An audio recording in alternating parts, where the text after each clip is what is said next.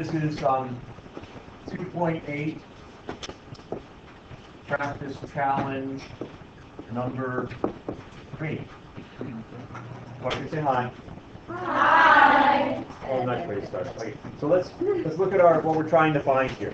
We have to write a linear inequality satisfying certain conditions. Well, it's giving my boundary line, kind of. It's saying my boundary line is perpendicular to the line 5x minus 2y equals 3. And it's also telling me that my boundary line passes through the point 4, negative 9. It says the points on the boundary line are solutions of the inequality. So what does that tell me about my boundary line? Solid, as opposed to dashed. If it says the points on the boundary line were not part of the solution, then it would be dashed. Since it says the boundary line is part of the solution, we know the boundary line is going to be a solid line. So we'll say it's solid. Let's just write that down right here. And then it says the point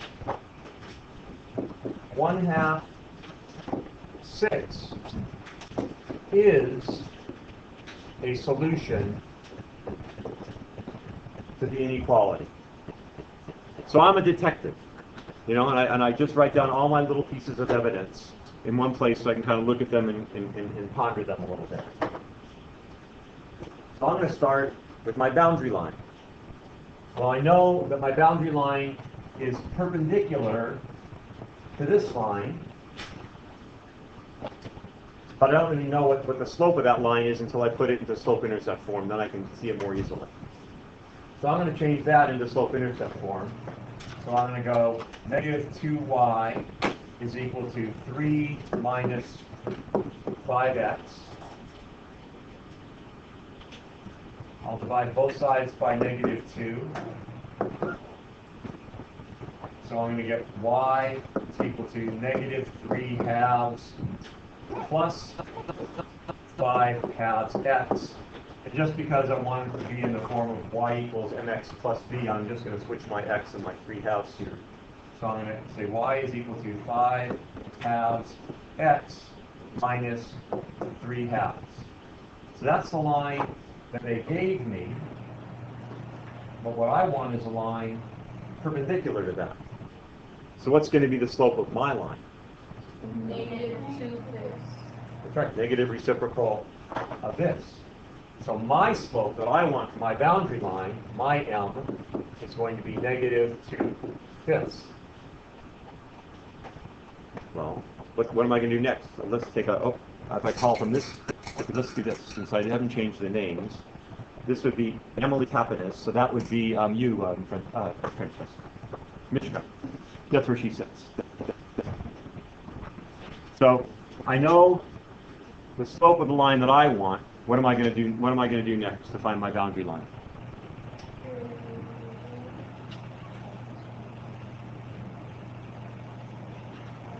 Don't know? Okay, let me give you a hint. I have a slope, and they told me a point. Oh. Let's do it as an equation. How am I going to do it as an equation? Point slope form. Why not? Right? They gave me a point. They gave me the slope. Let's do point slope form. So I would have y minus negative 9. So I'll make it y plus 9 is equal to negative 2/5 x minus 4. Parentheses. Go for your parentheses.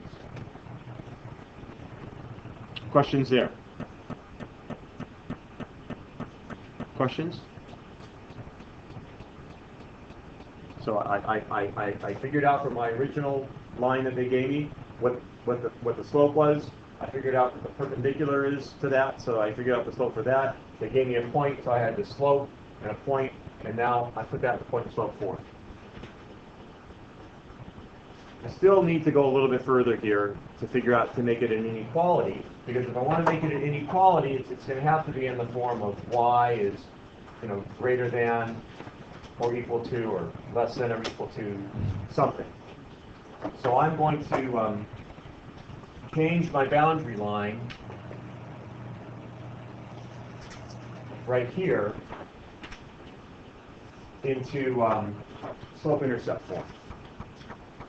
So I'll subtract 9 from both sides. So I'm going to have y is equal to negative 2/5 x minus 4 minus 9. I subtracted the 9 from there and the 9 from here.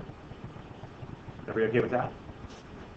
So now I'll distribute my negative 2/5 x. So I have negative 2/5 x plus 8/5 minus 9, but let's turn the 9 into fifths, so let's call it 45 fifths,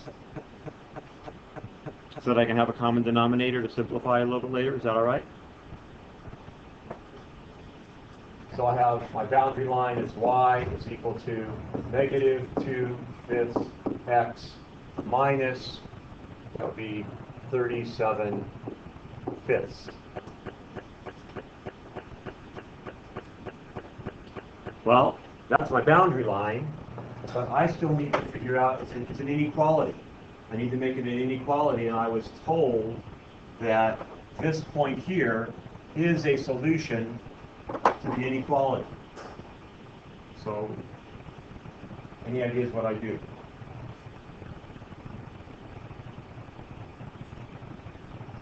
Okay, Grace.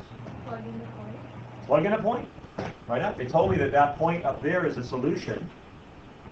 Right? 1/2 6.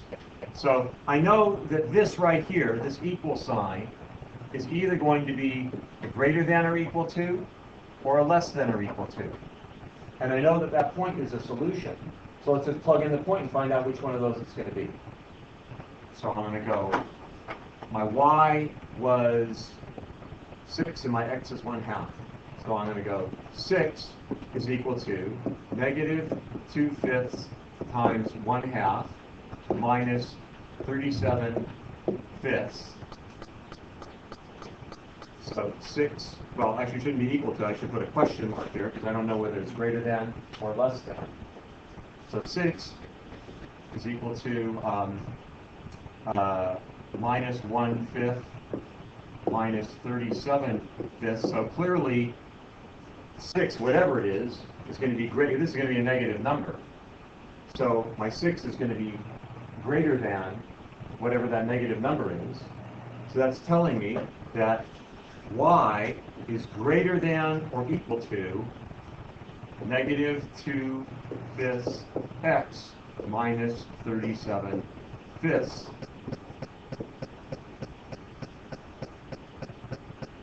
And that should be the solution to my inequality. Yes?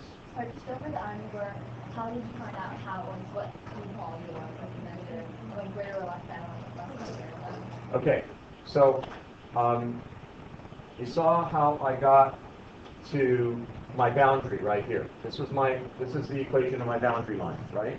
And I was told in the beginning of the problem that the point 1/2 6 is part of the solution. So I know that's part of the solution. And I know that even though this is my boundary line, I know that writing it as an inequality, it's either going to be greater than or equal to or less than or equal to. And I know it's going to be the equal to because they told me that the boundary line is part of the solution. So like you wrote, like, 6 greater than or equal to, and then negative 1/5 minus 37 fifths? That's right. And then you changed 6 into a... So this is my y value, 6. This is my y value. This is my x value. And I just plugged my y value in as 6 and my x value in as 1/2. And I worked it out to find out whether or not it's going to be greater than or equal to or less than or equal to. And I found that 6 is greater than negative 1/5 x minus 37 fifths. Oh, okay, and then at the end, like, you took out the 1/2 and you went back to negative 2. That's right, because I went back to my y and my x, which is the equation, right? Does that make sense? Yes, please. How do you know that it's going to be greater than or equal to instead of just greater than? Tell me, how do I know that? Well, I know that it's by the line, but how do you the problem says the points on the boundary line are solutions of the inequality. So does that mean the one next? Yes. Oh, Because that's the difference between greater than or equal to and just greater than, is whether you include the boundary line as part of your solution or not, right? That's why solid or dash. Yes. I saw him. We're good with this?